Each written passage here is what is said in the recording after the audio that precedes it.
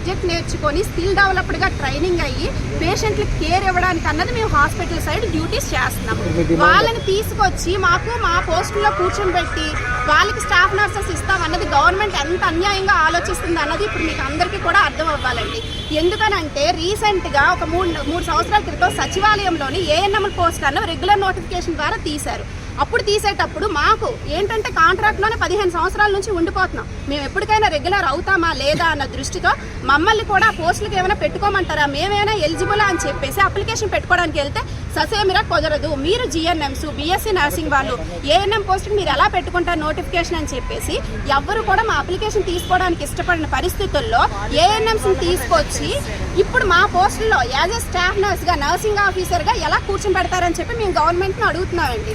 మీరు అనుకుంటున్నారేమో contract staff nurses ఉన్నారు, లేకపోతే నర్సింగ్ రిలీవ్ అయిన పిల్లలు ఉన్నారు, చాలా తక్కువ మంది అని ఏమైనా ఎవరికైనా డౌట్లు ఉంటే కనుక ఒకసారి ఎంక్వైరీ చేయాలండి. అసలు కాంట్రాక్ట్లో ఎంతమంది ఉన్నారు? రేపు పొద్దున్న వేలాది మంది స్టూడెంట్స్ అన్నది నర్సింగ్ చదువుకొని బీఎస్సీ చేసుకొని రిలీవ్ అవుతున్నారు. ఈ రోజు ఏఎన్ఎం పోస్టులు ఇస్తే రేపు పొద్దున్న వాళ్ళ భవిష్యత్తు ఏమవుతుంది? అదంతా వదిలేస్తే పేషెంట్ వరకు మేము వచ్చేదే మా ప్రొఫెషన్ దేనికంటే పేషెంట్కి 24 గంటల పేషెంట్ పక్కనే ఉంటూ పేషెంట్కి సంబంధించినటువంటి కేర్ ఇవ్వడానికి మేము వస్తాం. 4 సంవత్సరాలు చదువుకొని దానికి సంబంధించినటువంటి సబ్జెక్ట్ అంతా గెయిన్ చేసి ఎప్పుడు ఏం చేయాలి, పేషెంట్కి ఎలా ఇవ్వాలన్న కేరు వాళ్ళ ద్వారా ఇప్పించడం అన్నది కరెక్ట్ కాదండి. వాళ్ళకంటూ ఒక లైన్ ఉంటుంది. ఆ లైన్ ప్రకారం వాళ్ళకి ప్రమోషన్స్ కానీ లేదంటే వాళ్ళకి ఇవ్వాలనుకుంటే రెగ్యులర్ జాబ్ అనేది ఇవ్వచ్చు. మా వరకు తీసుకొచ్చి ఏఎన్ఎంస్ని వచ్చేసి స్టాఫ్ నర్సెస్గా అన్నది కూర్చొని పెట్టడం కరెక్ట్ కాదు. మేము ఏంటంటే గవర్నమెంట్కి ఈ విషయం ద్వారా తెలియజేయాలనుకుంటున్నాం. సార్ 15 సంవత్సరాల నుంచి మేము కాంట్రాక్ట్లోనే మగ్గిపోతున్నామండి.